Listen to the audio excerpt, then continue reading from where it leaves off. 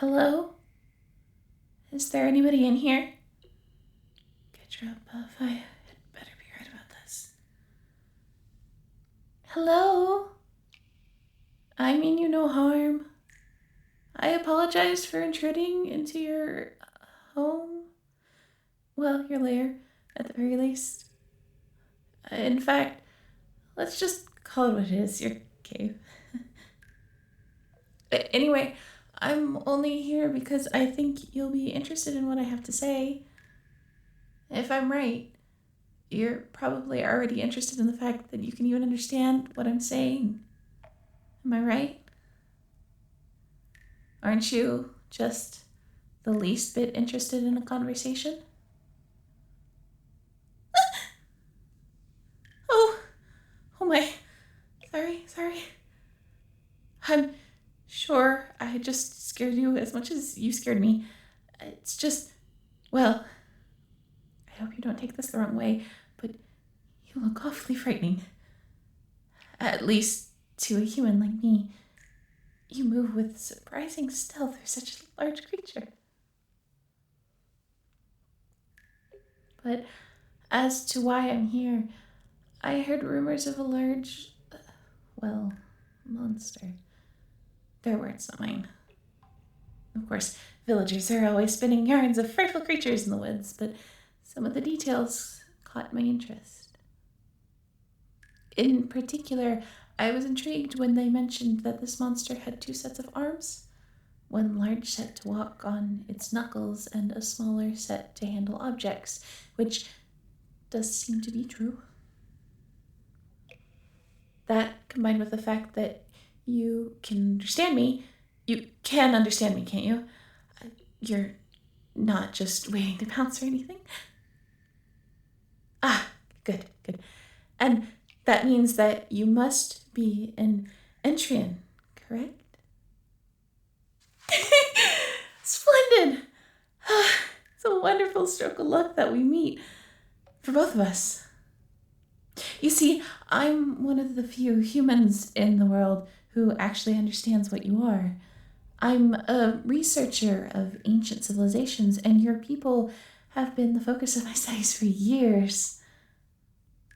I am very, very curious to know about how you are here in the modern day.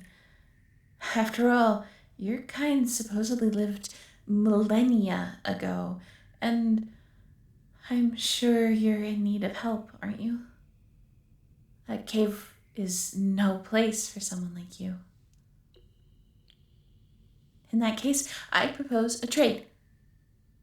All you need to do is answer some of my questions. Do this, and I will return here with an escort to take you someplace safe, where you won't be hunted as a monster. How does that sound? Your dialect is quite different from mine. I suppose the fact that we can understand each other at all is a miracle. No matter, we'll make do. Now for starters, what is your name? Lovely. I can't tell you what a pleasure it is to meet you. My name is Professor Morgan. Let me see. What was the traditional greeting again? Ah, yes. May the trees ever grow towards your light. Oh, really? Well, that's certainly interesting. So that greeting is only meant for royalty then. I never made that connection. You'll have to forgive me. Most of the writings we've uncovered of your people have been epic tales of your great rulers, so I know little of ordinary day-to-day mannerisms. I hope I don't come across as stuffy to you. Now, my first question would be this. How are there still Entrians after all this time? Your civilization disappeared long ago.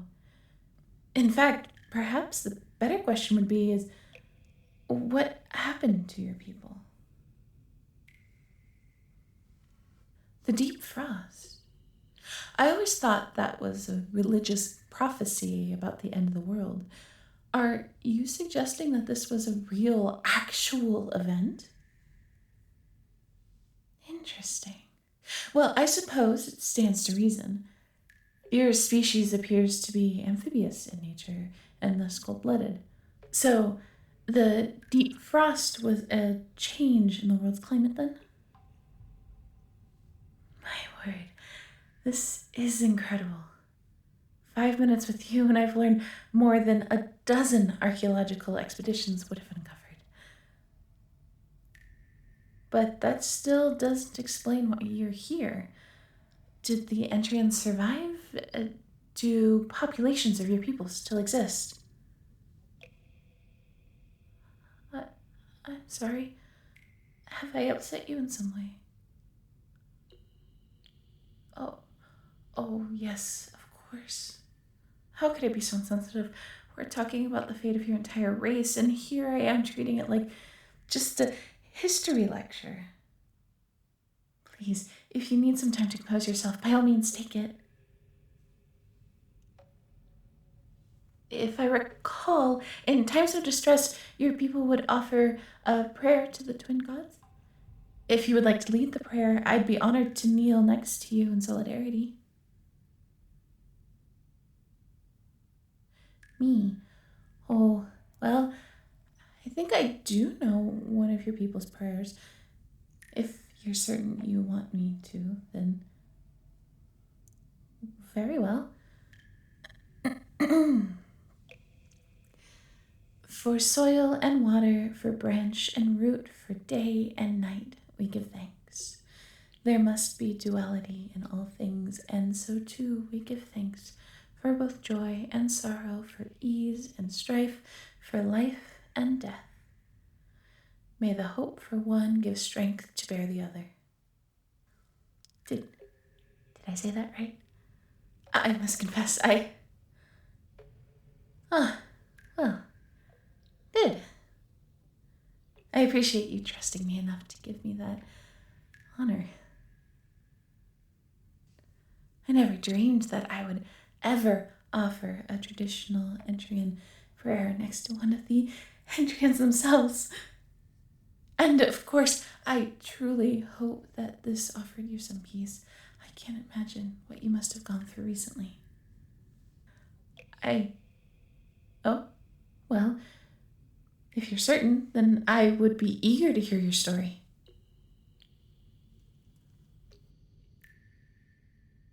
Interesting. That's something I've theorized about, but I never had any proof of. So, your kind tend to hibernate naturally during cold weather anyway. It stands to reason that your people would react to the cooling climate by trying to devise a way to extend your hibernation. Then, did you find a way?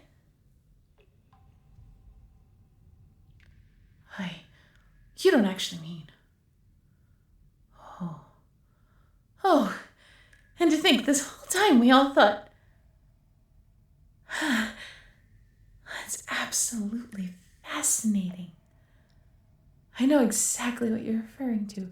Towards the tail end of your civilization's history, tales of massive sleeping cities were popping up all over the place. Most researchers, including myself, assumed that they were meant to be great crypts for burying the dead. But you're saying that they were actually built to protect your bodies during this long sleep? That explains quite a bit. All the things we thought were methods of embalming were actually methods of slowing your body's metabolism even further and provide extra nutrition. To be honest, it doesn't sound like any living thing could survive for so long, but the fact that you're here must mean that it worked. Your people were clearly every bit as ingenious as I was led to believe. Mostly? What do you? Oh, I see. You were the only one in your sleeping city to make it. That's terrible. And now I'm starting to get a clearer picture of the state you're in. You must have gone to sleep expecting to wake up after the world had returned to normal, ready to rebuild your civilization with your family and friends. And instead, you found yourself all alone. And when you set out into the world, a whole new race had taken over, and they all treated you like a monster. How absolutely haunting. I doubt there's anything I could possibly say to console you. Except, perhaps, for one thing. To my knowledge, no one has ever found one of these sleeping cities, but if my research is correct, there were meant to be many of them, yes? Well, that means that whatever set of circumstances allowed you to survive must have manifested again. Your people numbered in the millions once. Even if only a small percentage managed to stay alive until the present day, that would mean hundreds, maybe even thousands of survivors. We just have to find them. Nonsense. Nothing could possibly make me happier. I've spent my whole life trying to learn about the Entrians, and now I have a chance to revive your whole culture. Think of the things we can learn from each other. It's an archaeologist's dream. Well, I think you answered more than enough of my questions, which means I have my end of the bargain to hold up. I can't simply walk out of here with you, or else we might be attacked by frightened villagers, but I promise to return very, very soon. In the meantime, I have some of this dried fish. I believe it was a favorite of your kind. Wonderful. Take heart, my new friend. Your people haven't been lost. When I return, the labor to restore your civilization will begin.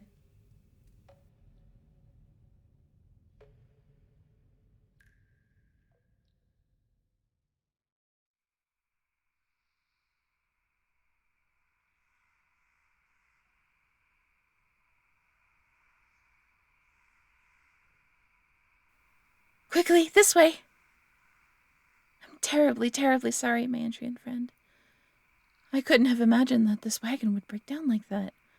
But I found some shelter up ahead. It's an old abandoned cabin. It should serve us well for the night. And never fear. In the morning, I'll run ahead and get someone to fix the wagon. Then we can continue the trip back in safety and secrecy. You haven't said much since I returned. Is everything all right? I can only imagine what you're feeling.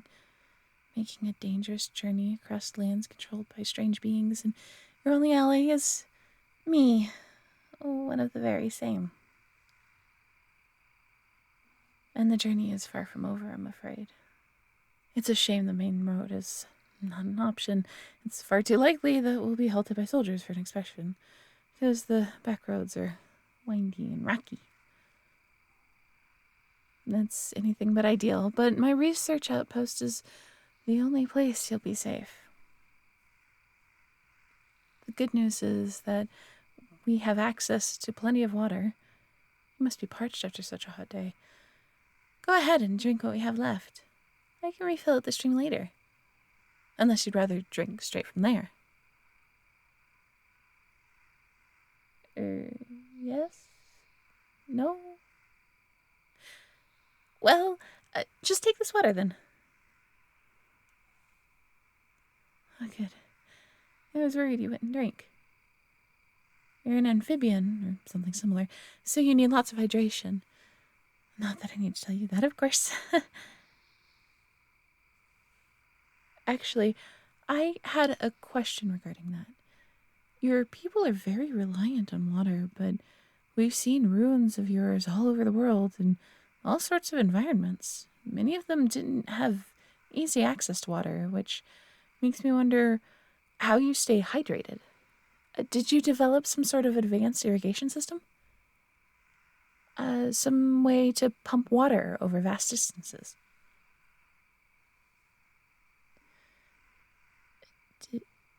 Did you hear my question? Do you not know the answer? Perhaps you lived in one of the humid areas and never had to know. Oh, I can see that you're not in a talkative mood. I was hoping that some sturdy walls and a few swallows of water would help you feel better, but perhaps that was naive. Well, I hope you don't mind if I talk for a while. Silence makes me incredibly uncomfortable. Even when I'm all on my own, I tend to talk to myself. Oh, but if it does bother you, you only need to tell me. Or, some other signal perhaps. Tap me on the shoulder, or throw something at me, whatever works for you. I know there must be a million dark thoughts whizzing around in your head. Oh, actually, that's something there's been some debate about. Is your brain in your head? It's the most reasonable place for it, but then there's the epic legend of Riam. As far as we understand from our best translations, he is pierced through the belly and loses the ability to feel fear. Now, I always thought that your people simply associated fear with the stomach because of some physical sensation, similar to the butterflies in the stomach that humans get from time to time. But my associate, Aaron, said, come to think of it, I'm not going to get an answer out of you, so why am I going on about this? Well, I'm afraid that's just what happens when I'm allowed to prattle on. Let's see, what was I trying to say in the beginning? I was talking about fear because of Riam because brains. Oh, right, I was talking about how you must have dark thoughts clouding your brain. Whatever it is, there are so many unknowns. We have no idea what's going to happen in the future, whether it's a year, a month, a day. That must be incredibly disconcerting, especially for a race like the Entrians, where predicting the seasons was of the utmost importance. I can't claim that I'm much more certain about things than you are, but after all the wisdom I've learned of your people, allow me to impart a bit of wisdom to you from my own people. Try to live in the moment. Anticipation is often worse than reality. Right now, you're imagining all the awful things that could be happening in the future, I'm sure. But none of that is happening right now. Right now, you are safe and secure, and we're both doing our best to make sure the worst-case scenario doesn't come to pass. For now, that's all we can do.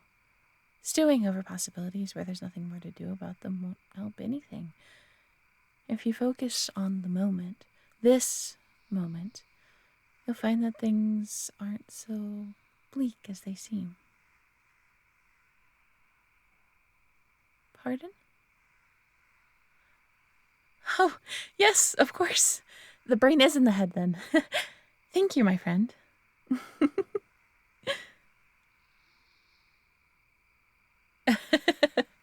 Silly of me to even consider the alternative.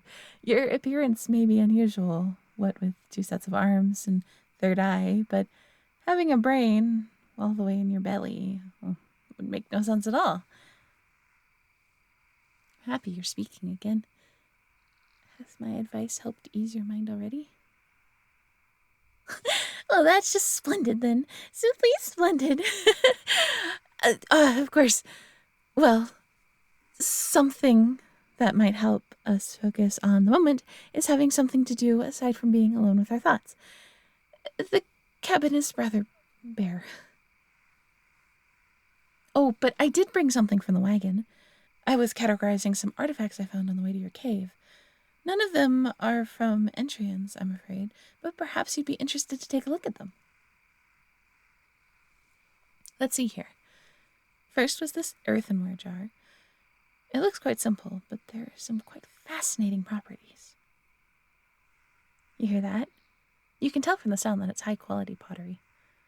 The thing is, it was found in a sediment deposit from 20,000 years ago. There are precious few pottery pieces from so long ago. to find this entire jar intact and to see such advanced skills in its making is simply unbelievable. And of course, by that I mean it's actually unbelievable. Simply not possible unless I were to completely upend our entire understanding of ancient civilization. But I dug it up myself, so I'm a little vexed trying to figure out how it got down there. Personally, I think it must be magic. Some sort of teleportation spell gone awry. But then, who can really say? There wasn't a body down there with the jar, thank the heavens. And I have no clue why someone would teleport a single solitary jar.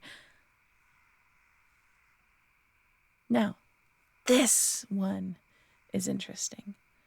It appears to be an idol of some sort.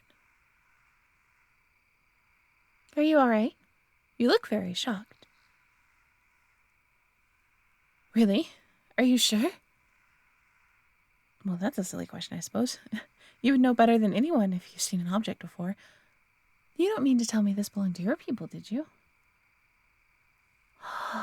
Absolutely astonishing.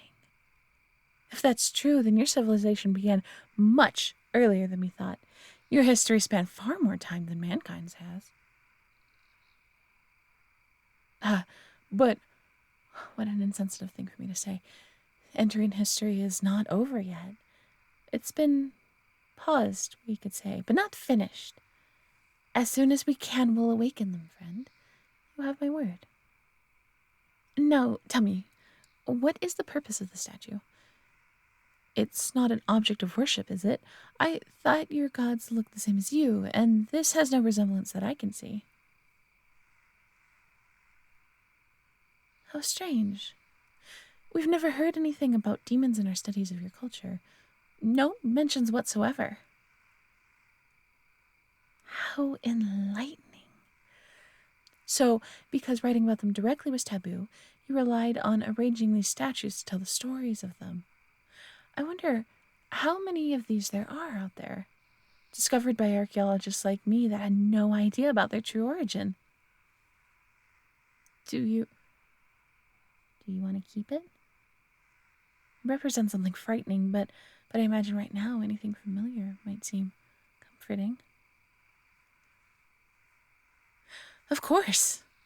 I think no archaeologist should ever try to keep something from the culture that created it. As much as I could learn from it, it belongs to you more than it belongs to me. And besides, I've learned far more from you in a few days than I would have from years of digging. This is a difficult time for you, but for me, it's been delightful. You're a constant source of enlightenment, and I enjoy your company as a person as well. Perhaps that should be enough for now. It would be best if we try to fix the wagon in the early morning so we can make good progress tomorrow. Let's both get some rest.